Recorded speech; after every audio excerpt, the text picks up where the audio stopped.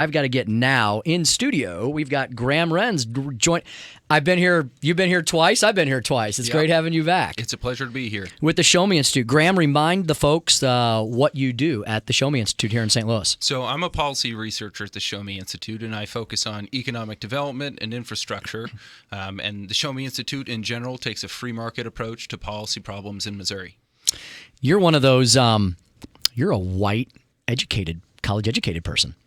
I won't ask you who you voted for because I know Show Me Institute's nonpartisan. So, but I'm just pointing out that Graham, who's at the Show Me Institute, is a white, college-educated guy. So that's right. I went to college. And, apparently, that's something we have to talk about these days. You know. Again, I focus on the policy, not yes, the you politics. do. Yes, you do. And the Show Me Institute is looking forward to the future, hoping that at least local leaders now can try to bring the state forward with some free market policies that can make us a more prosperous, more free state. Because, Graham, now that the political season is over for time being, I guess we'll start working on 2018 next Monday. But now that 2016 is over, you're right. Now your work begins, right? Because now it's like, okay, we had this sea change, not only nationally, but definitely here in the state of Missouri, which we haven't even touched on today. Full sea change from top to bottom. Not only are they brand new people for the first time in decades, governor down to treasurer, but they're all a different party. They're all Republicans now, and that means there's probably going to be a little bit different philosophical bent.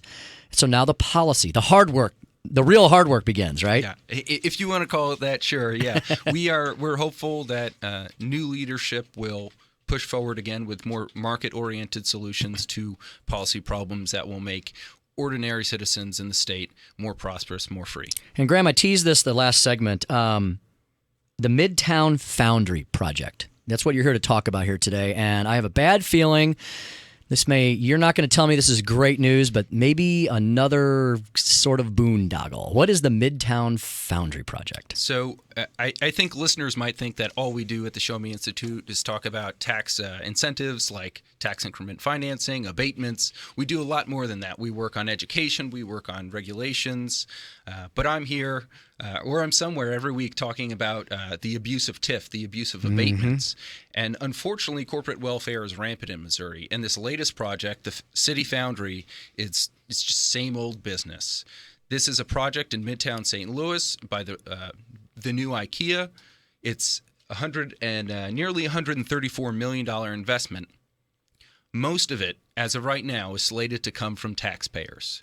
And which taxpayers? We have state taxpayers, local taxpayers, but predominantly St. Louis City taxpayers. Like the city could afford any other wasted money, right? Apparently, they can afford nearly $20 million to give to a wealthy developer instead of investing in things like schools, water infrastructure. We've got lead in school water. Apparently, we've got enough money to hand out. Graham, I heard on this channel, this station earlier in the week, might have been Jamie Allman's show, may have been Mark Cox. Apparently, the city's closing down a homeless shelter. I don't know if you heard that or not, but they were reporting that the city of St. Louis is closing down a homeless shelter just in time for winter and the cold weather. But they can't keep a homeless shelter open, but they can dump tens of millions of dollars into another boondoggle, apparently. Yeah.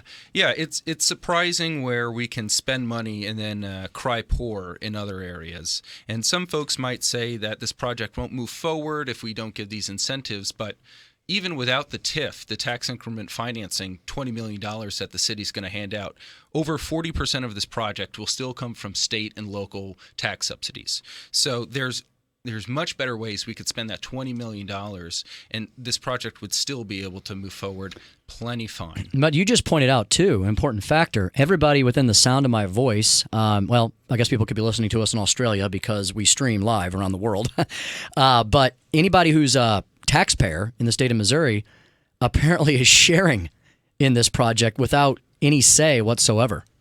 That's right. Without any say and without any return on their investment, we're seeing just this project, tens of millions of dollars of taxpayer funds going to wealthy private developers instead of going to things like homeless shelters, basic infrastructure, schools. Proponents of these projects say that they'll create jobs. Developers love to promise, pie-in-the-sky projects. They're going to save the world with their project. But we've got a huge study that just came out that says These programs don't create jobs. They're not a boon to the economy like everybody says they are. All they do is take precious resources away from basic city services. Speaking to Graham Renz from the Show Me Institute, at Show Me on Twitter, at Show Me on Twitter. They are a non-partisan 501c3, I believe. That is correct. A great educational institution that is open to everyone. Everyone is welcome to Show Me Institute events, to the speeches you all put on. You have morning breakfasts, you have evening events. I've been to a lot of them. Anybody can walk in and ask questions, and you have great presenters. So, Graham, what is it supposed to do? What is this Midtown Foundry project supposed to accomplish for the city and the developers and in the city fathers and mothers' eyes? From their perspective, this is a way to create infill development, repopulate the city, get more mixed-use development, so the project will have retail elements, commercial elements, residential elements. That's the promise. We're often promised these jobs that we're growing our economy. Oftentimes, the jobs that are quote-unquote created by this project come from somewhere else in the city or come over from St. Louis County, and all we do is spend millions of dollars shifting jobs around, and the region as a whole suffers. And we have no guarantee at all, do we, that this thing will be successful or not? Because you could walk around the city of St. Louis, and if you do that, folks, do it in the daylight hours and be careful where you are. I'm sorry to say that, but I think we were ranked the murder capital of the country last year, or this year in the newspapers, which is another whole different story for a different day. But there's a lot of shuttered previous projects, are there not, Graham, around the city of St. Louis and in a lot of cities that do these kind of things. They're there. There's a big pop for a while, right? Glitz and glamour, the latest shiny object, and then they fall into disrepair and disuse. Mm-hmm. We've got Union Station, Laclede's Landing, the Mills Mall.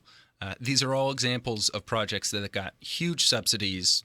There were no provisions for protecting taxpayers, ensuring that so many jobs would be created, that more tax revenue would go back to jurisdictions. There's no promises. There's no clawbacks. We just get pie-in-the-sky ideas. 10 years later, the project goes under, and the only winners are private developers, and everybody else, you, me, your listeners, lose. And aren't a lot of times after these projects do go dark, they go defunct, taxpayers continue to have to foot the bill. The debt doesn't go away. That's right. Somewhat different project, but with Edward Jones Dome, or the formerly so-called Sports Arena, we're still paying money on that. There's tons of projects across the state, in St. Louis and Kansas City especially. Kansas City Power and Light was a huge entertainment district right in the heart of downtown Kansas City. The city has to subsidize it to the tune of tens of millions of dollars each year just to pay off the bonds, because the developers got away scot-free. They took on no risk. Taxpayers did, and taxpayers are the ones who have to foot the bill. Well, Graham, and as we talk about all the time, we're sort of getting out of time here, but basically what people should be doing, what legislators, what policymakers, what city leaders, state leaders should be doing is looking for broad, fair, wide, expansive reforms that would benefit everyone, right? Good public policy for all. Yeah, I think that's the end goal here, is to have a business environment, to have a tax and regulatory environment where you don't need to hand out tens of millions of dollars to get people to invest. If developers didn't want to make investments, they wouldn't be at the table. They're at the table. Oftentimes they purchase real estate because they're preparing to do these developments. They're going to happen anyway. What we need to do is make the tax scheme in Missouri one that benefits everyone and doesn't just benefit wealthy developers at the expense of ordinary folks. Excellent. Graham Renz joining us again here today in studio from the Show Me Institute, at Show Me on Twitter. And Graham, the website is? ShowMeInstitute.org. We've got a bunch of blogs on this topic. We've got studies on it, reports, policy briefs. So there's a lot to learn there. One of the best policy institutions I've seen in my many years in public service. So I invite you to go there and see what they got coming up. Lots of good stuff ahead, and the hard work of governing now begins. The Show Me Institute will be there as a partner to any public servant who cares to listen to them. Graham, thanks for joining us here again today. It's a pleasure to be here. Hey, thanks for having me. You have a great weekend. Tim Jones in for Mark Cox. Got your phone calls coming up next. Matt, Beverly, Ben, David, and David. Hang on. I'll get to you after we pay some bills. And then we'll have Senator Roy Blunt in the next hour talking about a historic night for him and so many other Missouri elected officials. Tim Jones in for Mark Cox here at FM News Talk 97.1.